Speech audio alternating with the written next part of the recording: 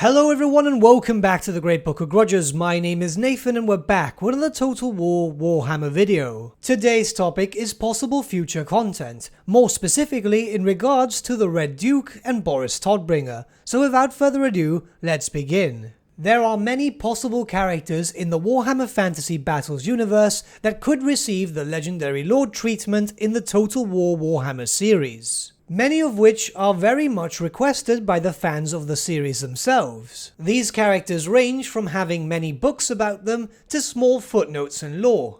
However important or unimportant these characters may be, they are almost certain to have at least a small following of fans. Two highly requested characters are already available in-game, however they have still not received the full Legendary Lord treatment. These characters are Boris Todbringer, the Elector Count of Middenland, and the Red Duke. We are aware that Boris will get his day soon enough, this has been confirmed by Creative Assembly, and that they have been tinkering with the idea on how to possibly introduce the Red Duke as a fully playable Legendary Lord. I honestly believe it's not a matter of if, but when we'll see these characters introduced into the Total War Warhammer series as their own fully playable Legendary Lords, with their own starting factions, own mechanics, and so on. But this video is not about if and when, but rather how. As we are all aware, there are two forms on how playable characters are introduced into the game, the first being paid for DLC and the second being FLC, free downloadable content. In my honest opinion, both of these characters should be FLC Lords, with the following reasons why. Both of these characters already have their unique models and already have some special items tied to them. If anything, all they really need to be a full Legendary Lord is completed voice acting and scripted quests. While in truth, FLC Lords were never considered that unique in terms of mechanics and so on, I'm of course talking about early FLC characters, it is important to note that later ones such as Prince Imric are fairly unique and do present new playstyles.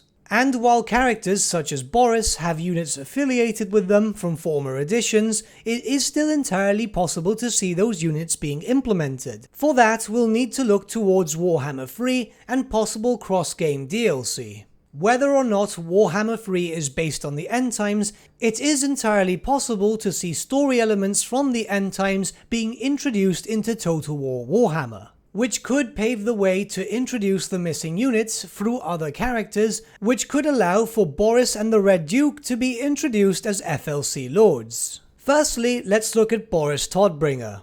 Todbringer's provincial capital city of Middenheim was a key location during the event known as the End Times. The forces of chaos marched upon Middenheim because the Flame of Ulrich was housed upon an ancient device of the Old Ones, an object so important that it would prove essential to the eventual destruction of the Warhammer fantasy world. This would be the perfect time to introduce a Demons of Chaos vs Empire DLC, where the Demons of Chaos could march upon Middenheim in an attempt to activate this device and usher in the end times. Obviously, since the demons would want to reach this device, this would put the Flame of Ulrich, an object of great religious significance, not to just the Middenlanders, but indeed any Ulrichian within the Empire, in grave danger, as the Flame of Ulrich has been described as the source of the god Ulrich's great power. Who better to lead the defense against the Demons of Chaos than the Ulrich himself and the Cult of Ulrich? Introducing the Ulrich as a Legendary Lord would also be the perfect way to introduce an Ulrichian theme into the Empire, which is currently just dominated by the Sigmarites. The Cult of Ulrich would take units directly from the 6th edition Storm of Chaos army list of Middenland. This army list has a fair amount of unique units and could easily justify a Lord pack. With Ulrich and Boris's armies being implemented, this paves the way for Boris himself to be introduced as a playable FLC Legendary Lord. The only possible problem I see here is most likely that both Ulrich and Boris Todbringer would have to have the same start location, as it doesn't make much sense for either Boris or Ulrich to be outside of Middenheim. That being said, this also parallels on how Karl Franz and Volkmar the Grim share the same start position, so it does fit rather nicely. Two devoted Sigmarites starting in the same location, and two devoted Ulrichians starting in the same location. Obviously, this type of DLC theme is dependent on how the map for Game 3's main campaign actually looks. If the city of Middenheim does not feature in the campaign for the third and final game, not including the big mega campaign of course, there's still a chance to see the Ulrich and the Cult of Ulrich. Say for example, there could be a storyline where they are travelling north into the Chaos Waste to seek an ancient artifact that was stolen from them, with Boris only being available in the Grand Mega campaign. Obviously this would mean that Boris himself would be locked behind 3 games, and a DLC. Which, well, it's not the best situation to be honest. However, it's not entirely out of the realm of possibility, seeing as the most recently announced Wood Elf DLC is locked behind 2 games and 2 DLC. And now we'll look towards the Red Duke, and its possible start location in Mousillon.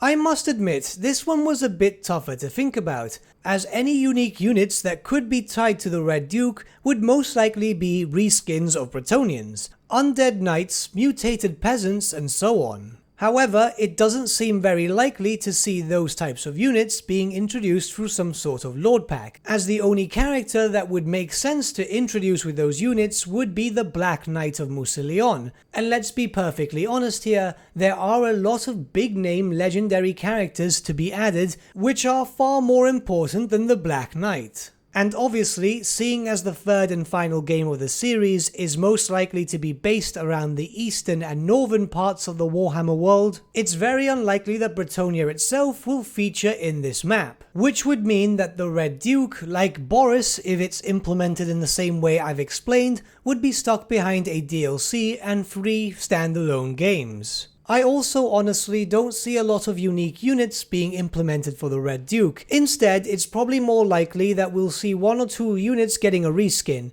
you know, giving a small undead look, and that's pretty much it. But then again, most of the units already implemented into the Vampire Count roster would fulfill any of those roles, obviously barring any possible mutated peasant bowmen which are known to inhabit Mousillon. But let's speak about both now. Obviously, such a situation wouldn't be the most well received, I'd imagine. However, whatever Creative Assembly is planning in regards to this big FLC that is supposed to come alongside this new Wood Elf DLC, which is also tied to 2 games and a former DLC, might show possible framework for the future, and they've stated that should this work and be well received, they might look to doing something like this once again in the future with future content. So the possibilities are there. Let's just see how this upcoming FLC will work before we can start speculating any further. But what do you guys think about this type of format? Let me know your thoughts in the comments below and let's start a bit of a discussion. But with that, my friends, we've come to the end of our video. Thank you so much for watching. If you did enjoy the video, might I suggest giving the video a like, or even subscribing to the channel, as it really does help us out. In the description section below are various different social media links such as Facebook, Instagram and Discord, where you can get in contact with the Great Book team. Also in the description section below is an affiliate link with Element Games where you could buy loads of hobby-based products, not just Warhammer, for 10 to 25% off. Using our special link and also the special code, which is also in the description below, supports the channel at no extra cost to you, which we think is rather cool. A big thank you to our patrons, your support means the world to us. It's amazing that people want to help a small channel like us grow and get to a higher level of content. A special thank you to Ryan Bertsche and Gibraltar LUSC for subscribing to us at our fame level. You guys are super cool. And a big thank you to Edward Yule and VSVasan for subscribing to us at our King level. Honestly, we can't thank you guys enough. The money earned from Patreon is going directly back into the channel, slowly upgrading little bits and bobs, just trying to get to a higher level of content for you guys. And a big thank you to all of you for liking, sharing and commenting on these videos. The support has been insane lately and honestly we can't be more than excited. But with that, my friends, thank you so much for watching once again, and we shall see you all again very, very soon.